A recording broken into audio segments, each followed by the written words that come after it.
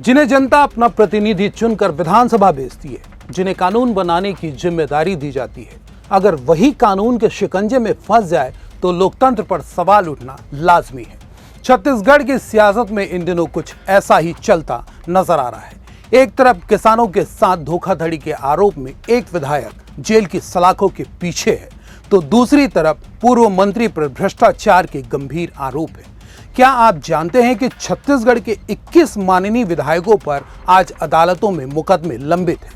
क्या दागी होना अब राजनीति में योग्यता बन गया है? आज के इस वीडियो में हम जानेंगे कि आपके माननीय कितने पानी में हैं। नमस्कार, आप देख रहे हैं CGNN लाइव और मैं हूं अभिषेक दुबे। आज हम विश्लेषण करेंगे एसोसिएशन फॉर डेमोक्रेटिक रिफॉर्म्स यानी ADR की रिपोर्ट और छत्तीसगढ़ के उन विधायकों का जो इस वक्त अदालतों के चक्कर काट रहे हैं। कहानी की शुरुआत होती है जांजगीर चांपा के जयजयपुर से। यहां से कांग्रेस के विधायक हैं बालेश्वर साहू, जिन पर जिम्मेदारी थी जनता के हक की लड़ाई लड़ने की। उन पर आरोप लगा है एक किसान से 42.78 लाख रुपए की धोखाधड़ी का। मामला इतना बढ़ा कि पुलिस ने उन्हें गिरफ्तार कर जेल भेज दिया। लेकिन यह तो सिर्फ एक मामला है। पिछले 2 सालों के रिकॉर्ड को खंगालें तो पता चलता है कि राज्य के 4 विधायकों के खिलाफ गंभीर धाराओं में FIR दर्ज की गई है। लिस्ट यही नहीं रुकती। सूबे की सियासत के कद्दावर नेता और पूर्व मंत्री कोंटा से विधायक कवासी लखमा भी भ्रष्टाचार के मामलों में घिरे हुए हैं और फिलहाल जेल में हैं। वहीं सारंगढ़ की विधायक उत्तरी जांगड़े पर भड़काऊ भाषण देने का आरोप है, तो जशपुर की भाजपा विधायक रायमुनि भगत पर अपनी टिप्पणियों से धार्मिक भावनाएं आहत करने का इल्जाम है। ये वो नाम है जो सुर्खियां बटोर रहे हैं, लेकिन आंकड़े इससे कहीं ज्यादा गहरे हैं। चलिए अब जरा तथ्यों और आंकड़ों की बात करते हैं। यह data association for democratic reforms यानी ADR और छत्तीसगढ़ इलेक्शन वॉच की रिपोर्ट पर आधारित है। 2023 के विधानसभा चुनाव में जीत हासिल करने वाले 90 विधायकों में से 17 विधायकों ने अपने चुनावी हलफनामे में यह स्वीकार किया था कि उन पर आपराधिक मामले दर्ज हैं, यानी कुल विधायकों का लगभग 19%। हैरानी की बात यह है कि इनमें से 6 विधायकों पर गंभीर आपराधिक मामले दर्ज हैं। गंभीर मामले यानी वे जिनमें 5 साल या उससे अधिक की सजा हो सकती है या जो गैर जमानती हैं।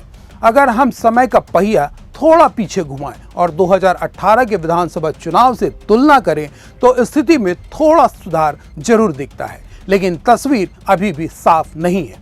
2018 में 24 विधायकों ने अपने खिलाफ आपराधिक मामले घोषित किए थे, जिनमें से 13 पर गंभीर केस थे।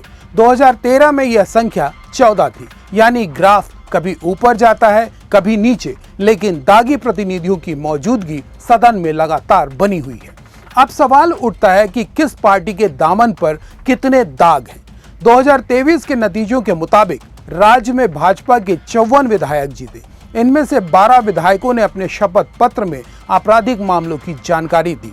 वहीं कांग्रेस के 35 विजेता विधायकों में से 5 पर केस दर्ज है। अगर गंभीर आपराधिक मामलों की बात करें तो भाजपा के 4 और कांग्रेस के 2 विधायक इस श्रेणी में आते हैं।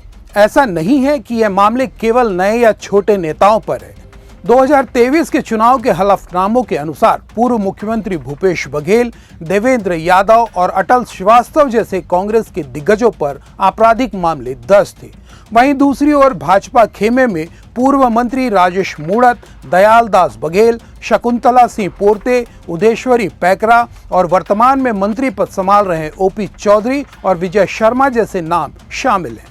इसके अलावा चित्रकूट से विनायक गोयल और कांकेर से आशाराम नेताम का नाम भी इस लिस्ट में है। यह समस्या केवल छत्तीसगढ़ तक सीमित नहीं है। ADR 2025 की रिपोर्ट ने एक चौंकाने वाला राज फाश किया है। पूरे देश के 28 राज्यों और 3 केंद्र शासित प्रदेशों के कुल 4123 विधायकों के हलफनामों का विश्लेषण करने पर पता चला कि देश के 45% विधायकों पर आपराधिक मामले दर्ज हैं। सोचिए, लगभग आधे जनप्रतिनिधि कोर्ट कचहरी के चक्कर में फंसे हैं। यह आंकड़ा भारतीय लोकतंत्र की सेहत के लिए गंभीर चेतावनी है। बालेश्वर साहू की गिरफ्तारी हो या कवासी लखमा पर लगे आरोप, यह घटनाएं हमें सोचने पर मजबूर करती हैं। जब हम वोट देने जाते हैं तो क्या हम उम्मीदवारों का क्रिमिनल रिकॉर्ड देखते हैं या सिर्फ पार्टी का चुनाव चिन्ह? 21 विधायकों पर मुकदमे लंबित होना कोई छोटी मोटी बात नहीं है। क्या राजनीति में शुचिता की उम्मीद करना अब बेईमानी है? फैसला आपको करना है, क्योंकि लोकतंत्र आपका है और वोट भी आपका है। इस मुद्दे पर आपकी क्या राय है? क्या दागी नेताओं के चुनाव लड़ने पर आजीवन प्रतिबंध लगना चाहिए? हमें कमेंट बॉक्स में जरूर बताएं। अगर आपको यह रिपोर्ट पसंद आई हो तो इस वीडियो को लाइक करें और चैनल को सब्सक्राइब करना ना भूलें। नमस्कार।